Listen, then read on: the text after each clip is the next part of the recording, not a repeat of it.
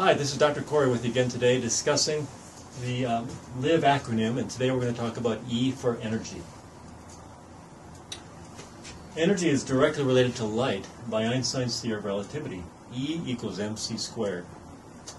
The quality and state of our emotional life has a great effect on light or vitality. So to me, the E is energy, and it's also emotions, because emotions affect our energy. Unresolved emotions from any point in our personal or generational past will impair the quality of your life.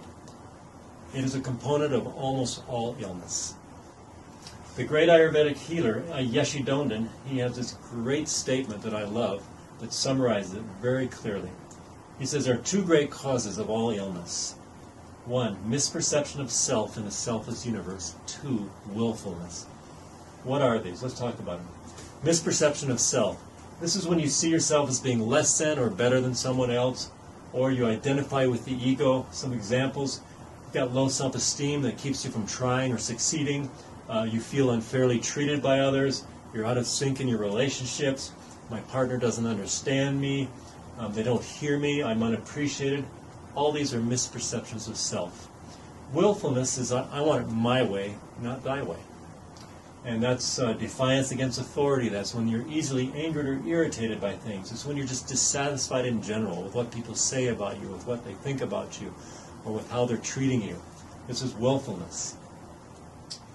Our thoughts and our emotions determine the chemicals released by our bodies. Our immune system has the capacity to make millions of new white blood cells every 90 seconds. And the direction that those white blood cells go, and even the quantity of them, it's actually been scientifically proven to be affected by the state of our emotions in that time.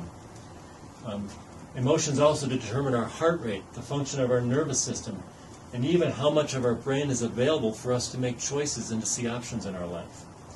So becoming an observer and a steward of our thoughts and our emotions is a #1 skill in life that we need to progress forward and not get stuck in our physical health, in our spiritual experience, and our joy.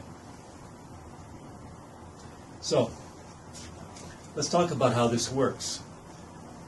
All of us have suffered emotional traumas, and emotional trauma can come with physical trauma. We get in an accident, there's an emotional charge there. Or if there's just an argument or some kind of a conflict, there's an emotional charge there. If in that moment our psyche is not mature enough to deal with it and address the emotions as they come up, your body does something with them. It buries those emotions. It stores them into our physical tissues. Different tissues. Sometimes they're stored in the muscles, they're stored in the organs, they're stored in the nervous system, they're stored in our fascia. They get moved to different places. We can also pick up the trauma from other people that have been around us that we observed in that experience as well. Our overall vitality and integrity is diminished by this because it takes energy to contain this trauma. And that energy has to come from somewhere, and it comes from our physical body. And when we use energy to contain trauma, we have less energy for the rest of our life and to keep the rest of our body held up. And it contributes to aging. So we use muscle testing to identify these emotions, where they're stored in the body, and ways to release them. Very often people will come to me in my office, not even for a physical problem, but just because they recognize an emotional block in their life. Some very common ones that people are lacking abundance, or they're not feeling happy in a relationship. And a real common, some of the common things I see in this when people are lacking abundance, like they're not making enough money, or they can't seem to hold on to money, or they can't be successful in their career. If you go in and ask the body questions about it, you'll find that they don't even believe they deserve to be happy, or they don't deserve abundance. Another real common one is people will feel that there's not enough to go around. It's what I call the perception of lack. And they'll believe that if they have something that gives them more abundance, it's going to deprive someone else. So working through those beliefs and releasing them has helped many people move forward in their lives and break through those barriers that are holding them back.